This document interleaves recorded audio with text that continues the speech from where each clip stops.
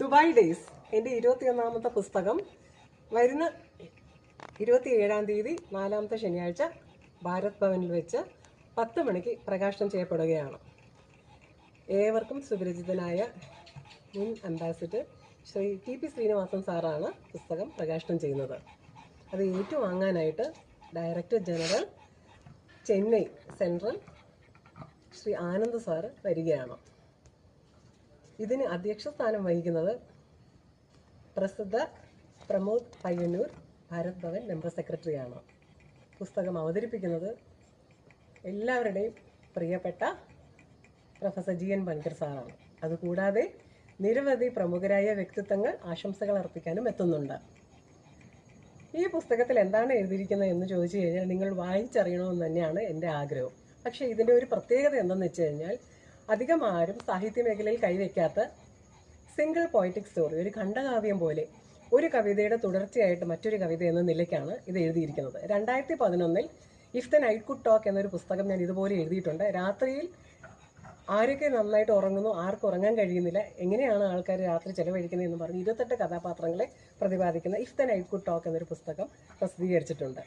ഇപ്പോൾ Dubai days, ഇവിടുന്ന് വീട്ടിൽ നിന്ന് പുറപ്പെട്ട് എയർപോർട്ടിൽ പോയി മകളോടൊപ്പം ഒരു മാസം ചെലവഴിക്കാൻ പോകുന്ന ദിവസങ്ങളിലുണ്ടായ അനുഭവങ്ങൾ, യാത്രാവിവരണവും ആരെയൊക്കെ സന്ദർശിച്ചു എല്ലാം തന്നെ ഒരു കഥ പോലെ ഇങ്ങനെ തുടർച്ചയായിട്ട് ഒരു കവിതയുടെ പിന്നാലെ അടുത്ത കവിതയായിട്ട് 76 കവിതകളാണ് ഒരു മാസം കൊണ്ട് എഴുതി തീർത്തിരിക്കുന്നത്. പക്ഷേ എനിക്ക് പറയാനുള്ള കാര്യം, എൻ്റെ എഴുത്തിനേക്കാൾ ഉപരി നമ്മളൊരു പുസ്തകം പ്രസിദ്ധീകരിക്കാൻ വരുമ്പോഴാൻ ആ പ്രസാധകനായിട്ട് ഉള്ള പബ്ലിഷറുമായിട്ടുള്ള നമ്മുടെ ആ ഒരു റിലേഷൻഷിപ്പാണ്. പലപ്പോഴും നമ്മൾ പറയുന്ന ആഗ്രഹങ്ങളൊന്നും സാധിച്ചു തരാത്ത പബ്ലിഷേഴ്സാണ്. കവർ പേജ് ആയാലും അതിൻ്റെ അകത്ത് ആദ്യ താളുകളായാലും ഒക്കെ തന്നെ അവരുടെ ഇഷ്ടത്തിന് നമ്മൾ നിൽക്കണം. നമ്മൾ വളരെ ബുദ്ധിമുട്ടി എല്ലാം എഴുതി നമ്മൾ പൈസ ചിലവാക്കി ഒരു പുസ്തകം പ്രസിദ്ധീകരിക്കാനായിട്ട് തുടങ്ങുമ്പോൾ പബ്ലിഷർ പറയുന്നത് നമ്മൾ കേൾക്കണമെന്നുള്ളൊരവസ്ഥ വരുമ്പോൾ ഒരുപാട് മാനസികമായിട്ട് ബുദ്ധിമുട്ടുകൾ ഉണ്ടാകാറുണ്ട്. പക്ഷേ എനിക്ക് ഇപ്രാവശ്യം കിട്ടിയിരിക്കുന്ന പബ്ലിഷർ ഞങ്ങളുടെ ഓഫീസിൽ എന്നോടൊപ്പം സഹപ്രവർത്തകനായിരുന്നത് ശ്രീ കിളിമാനൂർ ബാലൻ സാറ്. അപ്പോൾ അദ്ദേഹം ജീവിച്ചിരിപ്പില്ല. അദ്ദേഹത്തിൻ്റെ മകൻ ആനന്ദ്, കോർപ്പസ് എന്ന പബ്ലിഷിംഗ് കമ്പനിയാണ്. ആനന്ദിനോട് ഞാൻ എന്ത് പറഞ്ഞാലും ആ ഒരു കമ്മ്യൂണിക്കേഷൻ, ആ ഒരു ഫ്രീക്വൻസി മാച്ച് ആവും.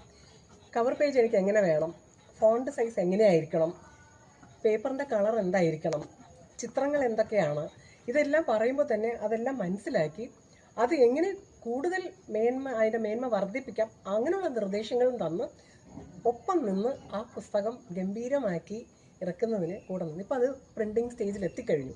ഇതുവരെയായിട്ടുള്ള എല്ലാ കാര്യങ്ങളും